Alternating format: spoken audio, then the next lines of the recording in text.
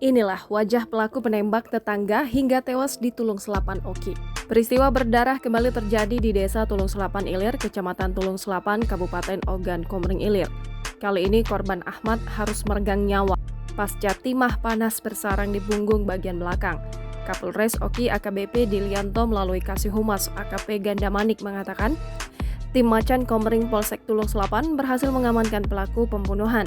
Berdasarkan keterangan saat kejadian, korban sedang duduk sendirian di dekat jendela rumahnya. Selanjutnya, pelaku berikut barang bukti satu pucuk senjata api rakitan jenis pistol berwarna silver diamankan di Mapolsek Tulung Selapan guna penyidikan. Warga Desa Tulung Selapan Ilir, Kecamatan Tulung Selapan, Kabupaten Ogan Komering Ilir panik usai mendengar suara tembakan. Peluru panas yang meluncur ternyata bersarang di tubuh seorang warga bernama Ahmad. Penembakan itu terjadi pada Selasa 25 Januari 2022 sekitar jam 7.00 waktu Indonesia Barat. Rimah, keponakan korban menyampaikan Ahmad ditembak ketika sedang duduk bersantai di rumahnya.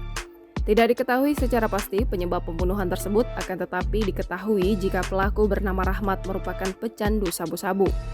Kapolsek Tulung Selapan, Ibtu M. Firmansyah membenarkan adanya kejadian tersebut. Dijelaskan jika pelaku telah berhasil diamankan dan telah dibawa ke sel tahanan Mapolsek Tulung Selapan.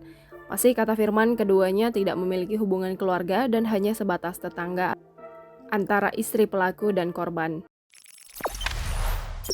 Jangan lupa subscribe, share, komen, dan like ya!